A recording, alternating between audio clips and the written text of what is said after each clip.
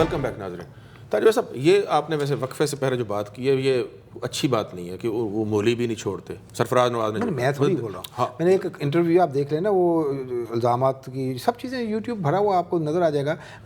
کہتے ہیں ایک کریڈٹ آپ کہتے نہیں, لوگ پوچھ رہے تھے کہ عمران خان صاحب بڑے آنسٹ ہیں. اسے بولا یہ آنسٹ نہیں, میرے ساتھ رہا ہوا ہے, اس کو کوئی پیسہ چھوڑو, مولی بھی نہیں چھوڑتا تھا. یہ دس از ہز بیان نا. تو میں ابھی اب تنخواہ لینے کے بعد لے لی نا تنخواہ, آپ اس کو اچھا سمجھتے ہیں. ہر شخص کی جو ایک فیز ہوتے ہیں زندگی کے, ہاں جی, وہ بات کر رہا ہے, وہ بات کر رہا ہے 20 سال 25 سال پہلے.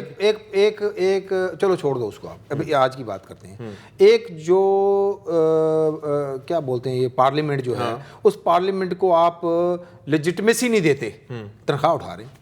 وہ تو وہاں بیٹھ بھی اس پارلیمنٹ میں آپ جاتے نہیں ہیں, آپ تنخواہ اٹھا رہے ہیں اس کی. اس پارلیمنٹ کو گرانے کے لیے باہر بیٹھے ہوئے تھے, وہی ٹائم جس کے اوپر آپ گرانے کے لیے جدوجہد کر رہے تھے. سنو نا, آپ کو میں نے ہائر کیا اپنا مکان بنانے کے لیے, آپ نے بنانے کے لیے تو نہیں پہنچے, آپ اس کے سامنے بیٹھ کے گرانے کے لیے بیٹھ گئے تھے.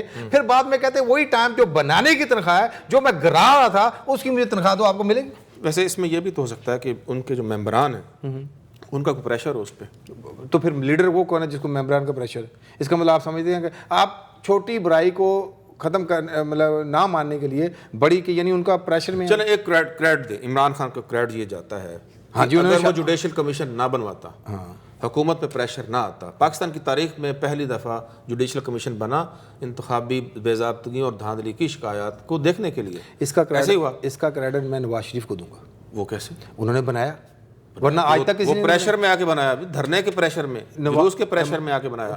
اور اس کے نتیجے میں کیا ہوگا کہ الیکشن کمیشن میں ریفارمز آئیں گی, حکومت جو ہے وہ آئندہ جو جماعتیں ہیں وہ دیکھیں گی کہ یہ صحیح ہوگا, عدالتیں بھی دیکھیں. یہ اوورآل پاکستان کے لیے اگر آپ نے ویسے ہی اپنے پروگرام کو بیلنس کرنے کے لیے ان کو کریڈٹ دینا, تو اگر آپ پریشر کی بات کرتے ہیں نا, آپ بھی اتنے وہ آپ نے قومی اتحاد کا پریشر دیکھا تھا جو بھٹو کے اوپر تھا. یہ پریشر اس کے آگے کچھ بھی نہیں تھا. آپ کو پتہ ہے نا جو قومی اتحاد کا پریشر تھا جس پہ مارشل لا لگ گیا تھا, تو بھٹو نے تو کمیشن بنایا نہیں اس وقت, ٹھیک ہے نا. اگر پریشر سے ہی کمیشن بنتے تو وہ اس سے بڑا پریشر تھا. پریشر سے نہیں بنتے, جو سامنے جس پہ آپ پریشر ڈال رہے ہو اس کے وزڈم پہ پریشر کسی اور نے ڈالا ہوگا نا, درمیانی بندے نہیں, وزڈم کے اوپر کسی اور نے ڈلوایا ہوگا. اچھا, اگر آپ نے بہت زیادہ ڈنڈی مار دی تو آپ آدھا آدھا کر لو. اچھا ٹھیک ہے. اچھا, آپ کو پتا ہے کہ طاہر القادری صاحب بھی لاہور تشریف لا چکے ہیں, جی جی, اور انہوں نے آتے للکارا ہے گورنمنٹ کو. اچھا, کہ یہ اس کے جانے تک جو ہے نا, موجودہ حکومت کے جانے تک.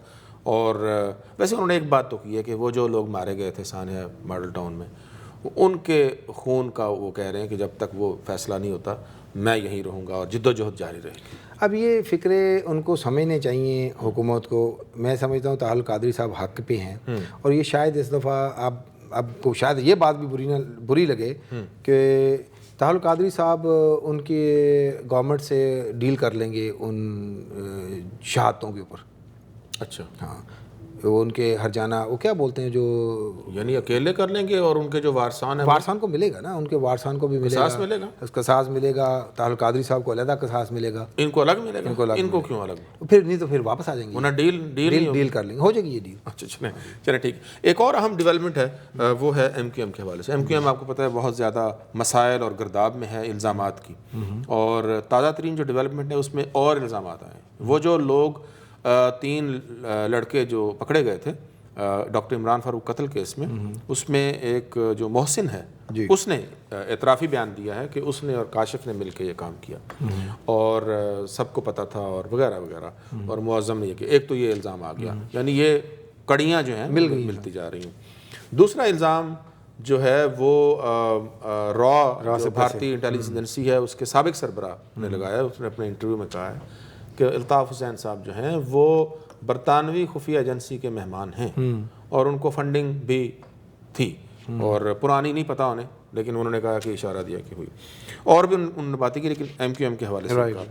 تو اب یہ بتائیے کہ یہ کہانی کس طرف جا رہی ہے؟ یعنی ہماری میں اوورآل بات کر رہا ہوں کہ ہمارا جو سیاسی منظرنامہ ہے اس پہ امپیکٹ کیا بننے جا رہا ہے, خاص طور پہ کراچی میں, سندھ میں. الطاف حسین صاحب کا پہلے بھی یہ پھنستے رہے ہیں, ابھی بھی ان کے اوپر آپ سمجھ لیں کہ برے دن چل رہے ہیں. اس دفعہ کچھ زیادہ سائنٹیفک طریقے سے چل رہے ہیں, بہت ساری چیزیں اشاعتیں, کچھ سنسیئرٹی بھی لگ رہی ہے. اور وہ طارق میر کا بیان جو ہے گورنمنٹ وہ بھی ہے, سرفراز مرچنٹ اور ہر چیز ان کے خلاف جا رہی ہے ون بائی ون. تو لگ یہ رہا ہے کہ الطاف حسین کو منظر سے ہٹانے کا کام ہو رہا ہے. اور اگر وہ برطانوی خفیہ ایجنسی کی مہمان ہیں تو پھر کیسے ہٹیں گے؟ یہ الزام تو ابھی راہ نے لگایا نا, ہو سکتا ہے راہ نے اس کی توجہ ہٹانے کے لیے لگایا, کاؤنٹر اٹیک تو نہیں کیا انہوں نے. لیکن پاکستان کے لیے ان کو پاکستان کے لیول تک منظر سے ہٹانے کے لیے تو شہادتیں کافی پڑ گئی ہیں نا. اب اگر وہ برطانوی خفیہ ایجنسی کے بھی مہمان ہیں اور یہ پاکستان والے پہلے راہ کے سمجھ رہے تھے, تو یہ ہوگی کہانی کہ پہلے ستیہ ناس اب سبا ستیہ ناس. تو اس میں ان کے حق میں وہ ایجنسیوں میں ہی کھیل رہے ہیں. ہاں, ان کا حق میں تو نہیں جا رہی نا یہ چیز, یہ بھی ان کے خلاف ہی جائے گی. تو الطاف حسین صاحب کا تو میرے لگتا ہے کہ یہ شاید اب سیاست سے, بلکہ وہ قتل کا جو اگر ہے تو اب ایون خفیہ ایجنسی کے مہمان ہوں بھی تو یہ خفیہ ایجنسیاں وہاں پہ قتل سے نہیں ان کو بچا سکیں گی. قتل کا تو ان کے اوپر پھر مقدمہ چلے گا.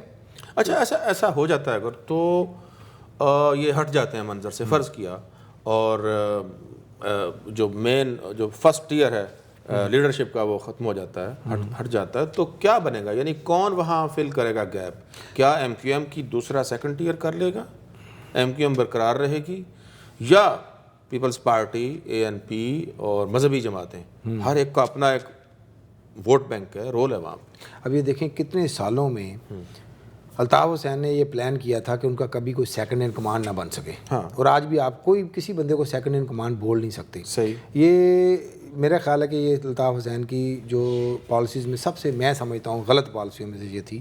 ان کو ایک قیادت بنانی چاہیے تھی. دیکھیں زندگی تو کسی کے بھی ان لمیٹیڈ نہیں ہے نا, تو انہوں نے اپنا وہ پیچھے بندہ کوئی نہیں تیار کیا. ٹھیک ہے. اچھا, جو دو چار ہیں وہ ان کے ساتھ ہی ان کی کریڈیبلٹی بھی اور ان کے بھی ایشوز ہیں, لیکن میں اس کے باوجود بولتا ہوں کہ آپ کو کوئی نہ کوئی قیادت ان کے اندر سے نکلے گی ایم کیو ایم سے. ایم کیو ایم بہت بڑی جماعت ہے, ان کی فالوئنگ بہت بڑی ہے, یہ انٹیکٹ رہے گی. میرے خیال میں ایم کیو ایم کو ایز اے جماعت تھوڑی سیٹ بیکس آئیں گے, تھوڑی سی اگلے الیکشن میں 4 سیٹیں کم ہو سکتی ہیں. کیا عشرت العباد کو اسی لیے تو نہیں ابھی تک گورنر رکھا ہوا؟ یو نیور نو کہ عشرت العباد کے اپنے بھی ایشوز ہیں کوئی, لیکن بظاہر بہرحال ایک سافٹ فیس ہے. بہت سارے, میرا نہیں آئی ڈونٹ نو کہ جیسے وہ ڈاکٹر فاروق ستار کے اوپر بھی ڈائریکٹلی ابھی تک میرا نہیں خیال کہ کوئی ایسی چیز, تو کچھ چیزیں نکل سکتی ہیں ان کے اوپر, کوئی نہ کوئی بندے بن سکتے ہیں. پھر وہ جو ایم کیو ایم کی اوریجنل سپلٹ تھی جو حقیقی, اور ہو سکتا ہے ان کا مرجر ہو جائے, وہاں سے کچھ لیڈرشپ, حالانکہ وہ ان کی ٹاپ لیڈرشپ میں سے عامر اور یہ سب, تو یہ ساری کوئی نہ کوئی ڈیولپمنٹ. عامر خان تو ادھر آ گیا تھا, آفاق ادھر ہے, آفاق, تو یہ ساری چیز عامر could take the leadership, اور آفاق کا ان سے مرج ان لمیٹڈ چیزیں بن سکتی. میں سمجھتا ہوں کہ MQM as a جماعت رہے گی. اب یہ جس لیول تک آ چکی ہے جماعت, اس کو آپ ختم نہیں کر سکتے. اس میں مذہبی جماعتیں کیا, یعنی وہ ووٹ بینک نہیں رہا جو پہلے تھا, آئے گا. یہ اگر تھوڑا سا ان کو سیٹ بیک ہوگا تو کوئی نہ کوئی فائدہ تو ہوگا نا. اگر 15-20% بھی اپنی پوزیشن کو اگلے الیکشن میں لوز کریں گی تو کوئی نہ کوئی گین تو کرے گا. جو عمران خان کو بھی 1 سیٹ ملی ہے, 2 ہو سکتی ہیں. مذہبی جماعتوں کو, جماعت اسلامی کی 1 آدھی سیٹ بن سکتی ہے, سنی تحریک کی. لیکن ایسا نہیں ہے کہ 100% یہ جو کہتے ہیں چینل نہیں چینج ہوگا, کبھی کوئی اور آ کے ان کی جگہ لے لے گا. اور ڈونٹ انڈر ایسٹیمیٹ. ویسے ٹریڈیشنلی اگر کوئی refined party MQM کی بنتی ہے تو اس کا تو افیلیشن, اس کا تو الائنس کسی کے ساتھ بھی ہو سکتا ہے, مذہبی جماعتوں کے ساتھ بھی ہو سکتا ہے. بالکل ہو سکتا ہے. یعنی ہو سکتا ہے پی ٹی آئی کے ساتھ بھی ہو جائے. You never know, PTI کے ساتھ بھی ہو سکتا ہے. وہ پھر تو آپ کے اوپن ہے نا, وائڈ اوپن آپ کے ساتھ ایک چیزیں سامنے آ جائے گی. اور میرا جہاں تک پرسنل اوپینین ہے کہ ایم کیو ایم سروائیو کرے گی. اور میرے خیال میں دیکھیں کہتے ہیں نا, وہ بڑی ایک انالوجی ہوتی ہے کہ what brought you here will not take you there. یہاں تک الطاف حسین جس کو لے کر کے آگے ہیں نا, الطاف حسین سے یہ کے بعد جتنے ان کے الزامات دوسرا تیسرا, اگر یہ ڈیموکریٹک پارٹی بن جاتی ہے تو ان کے جو ورکرز ہیں وہ متحرک ہو چکے ہیں, ان کو اپنے رائٹس کا پتہ چل چکا ہے, ان کو یہ پتہ چل چکا ہے. اور سیاسی منظرنامے ہو سکتا ہے, یا جیسے پارٹیاں کریٹ کی جاتی ہیں, جیسے ایم کیو ایم کریٹ کی گئی تھی, جیسے اور پارٹیاں کریٹ کی گئی ہیں, تو مشرف لیڈ کوئی الائنس بھی تو بن سکتا ہے جیسے کہ کہا جاتا ہے. کیا ایسا کوئی چانس ہے؟ ہو سکتا ہے, ایسا بھی بن سکتا ہے, لیکن وہ زیادہ دیر چلتے نہیں ہیں. اگر ایم کیو ایم اگر کریٹ کی بھی گئی تھی تو ایم کیو ایم کریٹ کرنے والوں کے ہاتھوں سے نکل بھی گئی تھی. وہ پھر وہ چیز اپنے اسی ڈگر پہ جا کے یہ سارے معاملات ہوئے. آپ پارٹیز کو کوئی باہر والا ہاتھ آ کے نہیں بنا سکتا. پارٹی کے اندر سے 2-4 لوگ اٹھ کے اس کو فائن ریفائن کر سکتے ہیں اور وہ کریں گے بھی. ایسا نہیں ہے کہ اس کے اندر کوئی جیسے رابطہ کمیٹی کے کچھ لوگ. اچھا ایک بڑی انٹرسٹنگ بات ہے, پروگرام کے آخر میں ہم الطاف حسین صاحب نے گیلا کیا ہے کہ زرداری صاحب ان کا فون ہی نہیں اٹھا رہے. اب یہ گلا, اچھا الطاف حسین کئی دفعہ مجھے بڑا معصوم لگتے ہیں, ایمانداری کی بات ہے کہ اس طرح کی بات کر دیتے ہیں جو شاید عام سیاستدان نہیں کرے کبھی بھی. اب الطاف حسین صاحب کا فون زرداری نہیں اٹھا رہا, زرداری کا فون نواز شریف نہیں اٹھا رہا, نواز شریف کا فون راحیل شریف نہیں اٹھا رہا, نواز شریف کا فون چودھری نثار. تو یہ تو کئی گلے ہیں اس طرح جو بنتے نہیں ہیں. اور میرا فون آپ نہیں اٹھاتے. اب یہی پھٹے ہیں نا سارے. تو یہ گلے تو بہت زیادہ. اتنی دیر سے آئے ہیں آج پروگرام میں کہ میرا بھی فون کئی لوگ نہیں اٹھاتے. تو اس لیے یہ کوئی ایسا ہی ہے. وہ دل دکھا ہوا تھا میرے خیال ان کا. ایکچولی زرداری بیسیکلی چلاک آدمی تھا, اس نے الطاف حسین کو 1400 دفعہ یوز کیا.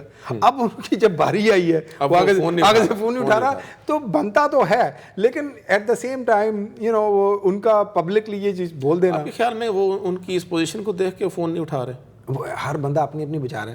اپنا زرداری صاحب خود بھی تو ایک مسائل میں نہیں, زرداری صاحب کو چاہیے فون اٹھا کے بول دے کہ بھائی میں اپنی علیحدہ مصیبتوں میں ہوں, مجھے آپ کی میں کیسے ہیلپ کر سکتا ہوں. اچھا ویسے زرداری صاحب کی مصیبتیں کم ہوں گی؟ میرا نہیں خیال. ان کی اب وہ ایک علیحدہ کہانی ہے. بلاول کا ابھی تک ایک کارڈ ان کے پاس ہے جو شاید پیپلز پارٹی کو تو بچا لے, لیکن یہ کہ زرداری صاحب کے اوپر, زرداری صاحب کو ان پرسن شاید یہ بھی ان کا بھی مجھے اب حالات جیسے بھی ہوتے ہیں مجھے لگتا ہے کہ ان کا بھی پنجاب میں دیکھیں کیا حالت ہوگی, پنجاب میں کیسے لوگ ادھر شفٹ ہو رہے ہیں, مزید آنے والے ہیں. زرداری صاحب مجھے لگتا ہے ملک سے باہر ہی رہیں گے اب. اچھا میرا خیال ہے. چلیں تو بہت شکریہ طاہر صاحب, گفتگو ہوئی. ناظرین آپ نے گفتگو سنی, ہم نے کوشش کی آج کے پروگرام میں 2-3 ایشوز کو سمیٹنے کی, اور امید ہے کہ جو بھی ہو اس گرداب سے, الزامات کی سیاست سے یا مسائل کی سیاست سے اور ایشوز کی سیاست سے جو نکلے وہ پاکستان اور میرے وطن کے حق میں ہو. غضنفر ہاشمی اجازت چاہتا ہے. اللہ نگہبان.